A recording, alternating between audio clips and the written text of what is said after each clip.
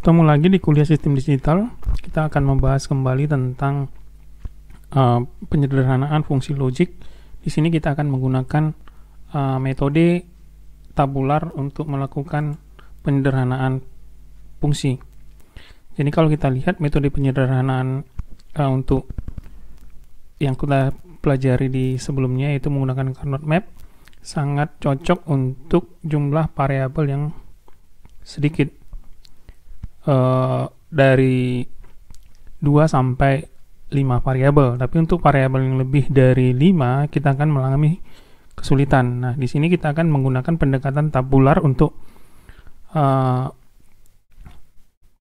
melakukan penyederhanaan. Dan ini juga digunakan pada beberapa toolscape yang ada seperti Quartus yang akan kita gunakan dalam kuliah ini. Pertama-tama, metode tabular ini dirumuskan oleh Cohen, ya, dan selanjutnya diperbaiki oleh McCloskey. Jadi akhirnya disebut sebagai metode Cohen-McCloskey. Adapun cara penyederhananya ada 2 tahap besar ya di sini. Pertama, dia adalah tahapan penentuan prime implikan. Jadi di sini akan mencari semua suku atau term yang merupakan calon untuk dicantumkan dalam fungsi yang disederhanakan. Suku tersebut dinamakan prime implikan. Kemudian tahap yang kedua adalah penentuan minimum cover. Jadi memilih di antara semua suku prime implikan yang tersedia itu yang akan memberikan statement yang paling sederhana. Untuk menjelaskan langkah-langkah penyelesaian menggunakan metode tabular, kita menggunakan pendekatan dengan contoh soal. Jadi kita lihat di sini ada sebuah fungsi fx x1 sampai x4 di mana min termnya itu adalah 0, 4, 8, 10, 11, 12, 13 dan 15.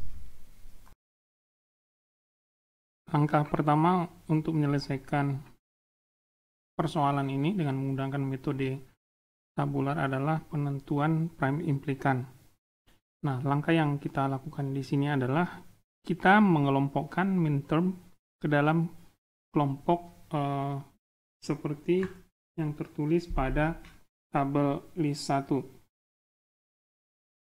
Jadi di sini kita akan mengelompokkan min term dengan bilangan biner yang mempunyai jumlah bit 1 yang sama. Jadi kalau kita lihat di sini, kita kelompokkan min term dengan indeks 0 itu mempunyai bit 0, jumlah bit satunya adalah 0, kemudian min term 4 dan 8 mempunyai jumlah bit yang sama yaitu 1, kemudian min term 10 dan 12 mempunyai jumlah bit sebanyak 2, sementara 11, 13 itu mempunyai jumlah bit 3, dan min term 15 mempunyai jumlah bit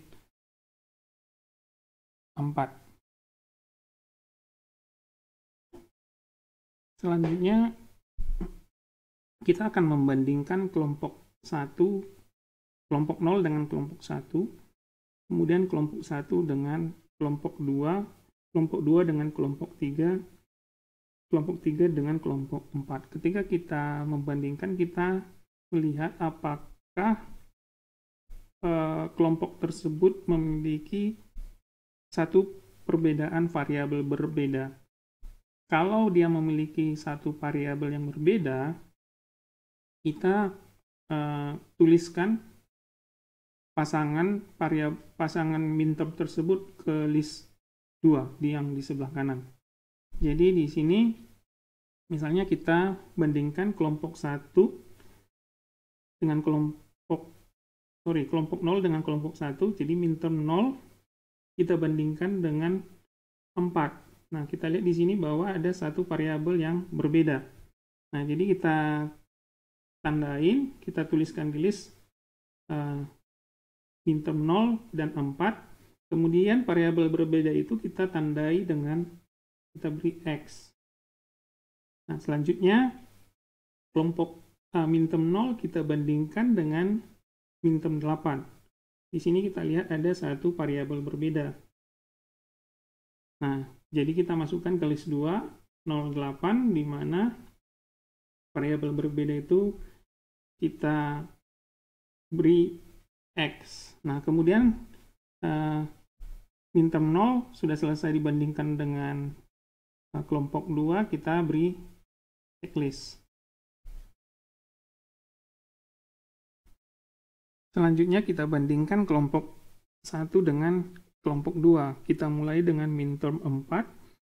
Kita bandingkan dengan minterm 10. Kita lihat di sini bahwa ada perbedaan dua variabel, sehingga kelompok 4 minterm 4 10, pasangan minterm 4 10 tidak kita masukkan ke list 2. Kemudian minterm 4 kita bandingkan dengan minterm 12. Jadi di sini kita lihat bahwa ada satu perbedaan di sini, perbedaan satu variabel di sini.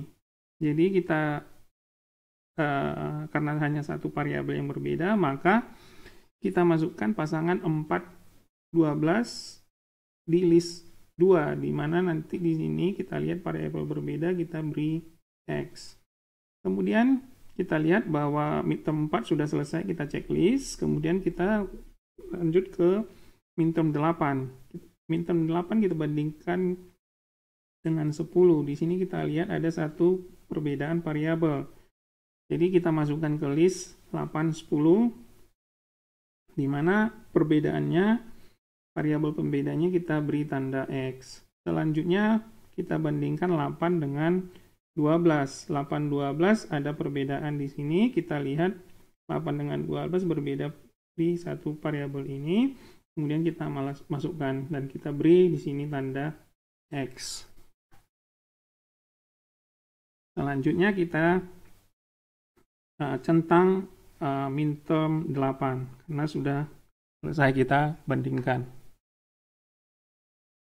Selanjutnya kita bandingkan kelompok 2 dan 3. Di sini minterm 10 kita bandingkan dengan 11. 10 dan 11 kita lihat di sini bahwa ada satu variabel berbeda. Berarti variabel ini masuk ke daftar list 2, di mana variabel pembedanya kita beri tanda X. Kemudian kita bandingkan 10 dengan 13. 10 dengan 13 kita perhatikan bahwa di sini ada lebih dari satu, atau tepatnya 3 variabel berbeda, sehingga tidak masuk ke dalam list.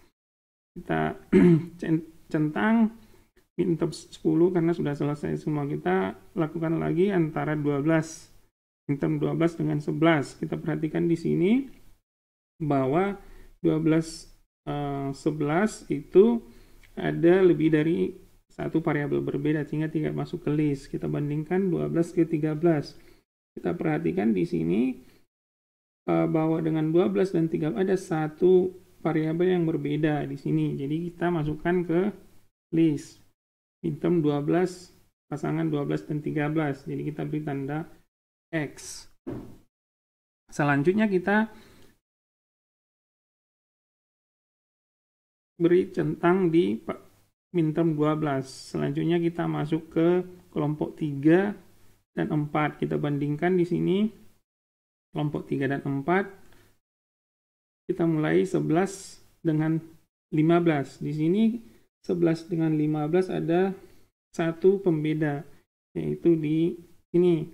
Sehingga kita masukkan pasangan minterm 11 15 ke list, yaitu kemudian kita tuliskan X di variabel yang berbeda. Oke, ini selesai, kita checklist. Kemudian 13 dengan 15. Di sini kita lihat 13 dengan 15 ada variabel yang berbeda di sini. Kemudian karena cuma satu, hanya satu perbedaannya, kita masukkan ke list. Jadi pasangan minterm 13 15 masuk ke list 2, kemudian kita beri tanda X pada variabel yang berbeda. Jadi kita di sini hasilkan list 2 yang sudah lengkap. Oke, nah dari list ini list 2 yang sudah dihasilkan, kita lihat di sini, kita katakan ini kelompok 1 ya, 1 bit yang sama, bit 1 maksudnya, kemudian ini 2, 3, dan 4. Selanjutnya kita bandingkan masing-masing kelompok ya, dari 1 ke 2, 2 ke 3, dan 3 ke 4. Nah, kita lihat di sini, kita bandingkan, prinsipnya sama seperti yang tadi. Jika memiliki satu variabel yang berbeda, kita akan tuliskan pasangan min tersebut ke list 3. Nah, di sini kita perhatikan, kita bandingkan antara kelompok 1 dan kelompok 2. Jadi dibandingkan di sini, minterm 0,4 kita bandingkan dengan 8,10. Kita perhatikan di sini bahwa perbedaannya itu lebih dari 2. Kemudian kita bandingkan pasangan 0,4 dengan pasangan 4,12. Kita perhatikan di sini bahwa ada dua variabel berbeda. Kemudian kita bandingkan antara 0,4 pasangan 0,4 dan 8,12. Di sini kita lihat bahwa perbedaan di sini hanya 1 di sini. Jadi kita katakan bahwa 0,4 pasangan 8,12 itu kita masukkan ke daftar list 3. Jadi kita tuliskan 0,4 minterm 0,4,8,12, kemudian kita kasih tanda X di variabel yang berbeda. Kemudian kita kasih centang untuk minterm, pasangan minterm yang sudah selesai. Kemudian kita bandingkan, kita bergerak ke pasangan 0,8. Di sini kita bandingkan 0,8 dengan 8,10. Di sini kita lihat ada dua variabel yang berbeda. Kemudian kita bandingkan antara pasangan 0,8 dan 4,12. Di sini kita perhatikan bahwa 0,8, 4,12 itu mempunyai satu perbedaan, 0,8, 4,12. Jadi kita bisa masukkan ini di list 3. Jadi kita lihat pasangannya adalah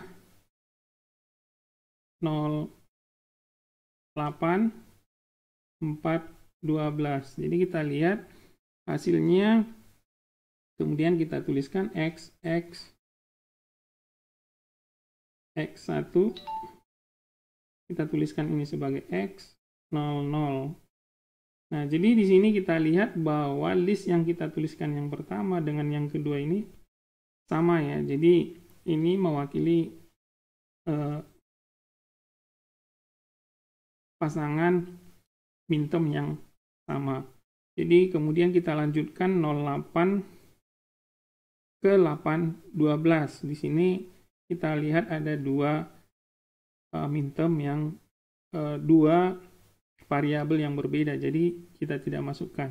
Jadi sekarang pasangan 08 di kelompok 1 sudah selesai kita lakukan. Jadi kita lihat di sini bahwa yang terlibat itu adalah dua pasangan ini dan ini. Kita checklist. Nah, kemudian kalau kita perhatikan pasangan yang lain antara kelompok 2 dan kelompok 3 dan kelompok 3 ke kelompok 4 itu tidak ada minterm yang perbedaan variabelnya sama dengan 1. Jadi yang tersisa di list 3 hanya ini.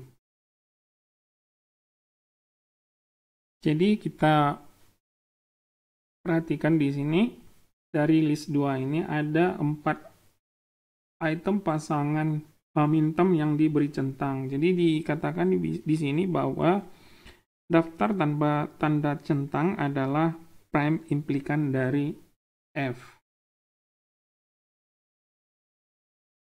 Dari list 1, list 2, list 3 yang tidak ditandai dengan tanda centang, kita katakan bahwa minterm tersebut adalah prime implikan yang dicari. Nah, tapi di sini kita akan menentukan minimum cover. Artinya di sini kita lihat mana minterm yang menghasilkan cost paling sedikit. Jadi di sini kita katakan bahwa cost berbanding lurus dengan jumlah input ke semua gerbang. Jadi berarti jumlah literal dalam prime implikan yang paling minimum itu yang akan dipilih.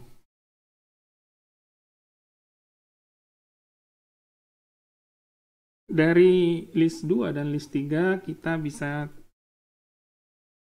cari prime implikannya dengan minterm yang tidak dicentang. Jadi kita beri nomor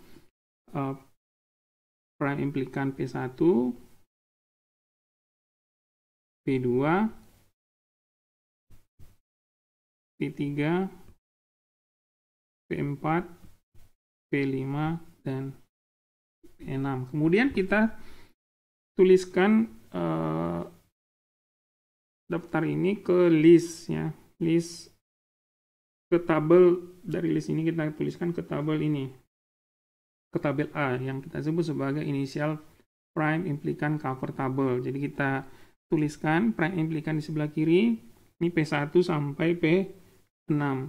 Kemudian di sini kita di kolom sebelah kanan kita centang di mana masing-masing minterm tersebut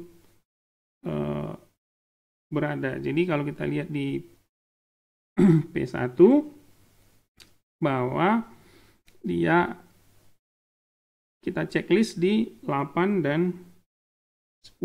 Kemudian P2 10 dan 11. Kemudian kita lihat ketiga itu 12 dan 13. Kemudian P4 itu 11, 15. Kemudian P5 13, 15. Kemudian P6 0, 4, 8, 12. 0, 4, 8, 12. Selanjutnya kita perhatikan di tabel inisial prime implikan cover ini, jika ada tanda centang tunggal di beberapa kolom tabel cover, maka prime implikan yang menutupi minterm kolom ini dikatakan sangat penting dan harus dimasukkan di dalam cover akhir. Jadi kita perhatikan di kolom ini, di kolom covernya. Jadi contoh di sini P6 itu satu-satunya prime implikan yang mengcover minterm 0 dan 4 ini. 0 dan 4. Jadi kita katakan bahwa P6 itu adalah prime implikan esensial. Nah, jadi setelah kita menemukan prime implikan esensial ini, selanjutnya kita menghilangkan baris yang sesuai dengan prime implikan esensial dan kolom yang tercakup olehnya. Jadi kita barisnya kita hilangkan, jadi P6 kita hilangkan, kemudian kolomnya yang mengcover prime implikan esensial ini juga kita hilangkan. Jadi di sini kita hilangkan minterm 0, 4, 8, dan 12. Dan kemudian kita hilangkan juga baris P6. Nah, kemudian setelah melakukan menghilangkan essential prime implikan, kita dapat tabel yang baru di sini, tabel B. Di sini kita tuliskan kembali prime implikannya yang ada itu adalah P1, P2, P3, P4, P5, di mana mintermnya adalah 10, 11, 13, dan 15. Kemudian centangnya kita tuliskan kembali seperti ini. Selanjutnya, langkah untuk penentuan minimum cover ini menggunakan konsep dominasi baris untuk mengurangi cover dari tabel B ke tabel C. Dari tabel B ke tabel C. Jadi kita perhatikan di sini bahwa P1 itu hanya mencakup minterm 10. Sedangkan P2 mencakup keduanya, 10 dan 11. Jadi dikatakan bahwa P2 ini lebih dominan dibandingkan P1. Maka di sini kita katakan P1 itu bisa dihapus. Kemudian kita perhatikan P5 lebih mendominasi P3. Karena di sini kita lihat P3 hanya mencakup minterm 13. Sedangkan P5 mencakup 13 dan 15. Sehingga kita katakan bahwa P5 itu lebih dominan. Kemudian P3 kita hapus. Nah, dari sini kita lihat bahwa ada 3 setelah dilakukan menghilangkan dominasi row baris yang lebih dominan, maka kita hasilkan di sini prime implikan P2, P4 dan P5. Jadi di sini kita tuliskan kembali, kita centang kembali min term yang di cover oleh masing-masing prime implikan tersebut. Setelah kita meremove prime implikan yang kurang dominan, jadi kita lihat di sini kita menghasilkan tabel C seperti ini. Kita perhatikan bahwa untuk P2 dia mengcover 10 dan 11. Jadi prime implikan 4 tercover juga untuk minterm 11 oleh P2. Sedangkan P5 itu mengcover 5 yang ada di P4. Jadi akhirnya kita hanya memilih di sini P2 dan P5. Nah, selanjutnya final covernya adalah P2, P5, dan prime implikan esensial yang tadi, yaitu P6. Jadi kita lihat di sini bahwa prime implikan atau final covernya adalah P2, P5, dan P6. Jadi di mana P2 itu adalah ini 101X, kemudian P5 ini, dan P6 adalah ini XX00. Nah, jadi selanjutnya fungsi minimum yang dihasilkan menggunakan metode tabular ini adalah kita tuliskan X1 not X2, X1 not X2, X3, kemudian OR X1, X2, X4, kemudian OR not X3, not X4. Jadi hasil ini kalau kita bandingkan dengan menggunakan Carnot Map, itu hasilnya sama ya di sini. Jadi hasilnya ini, yang ini, dan yang ini. Jadi hasilnya sama dengan yang digunakan atau kita dengan menggunakan langkah-langkah yang ada di metode tabular. Jadi demikian kuliah kita hari ini tentang metode tabular untuk melahirkan fungsi yang paling minimum yang dihasilkan. Terima kasih, sampai ketemu di kuliah berikutnya.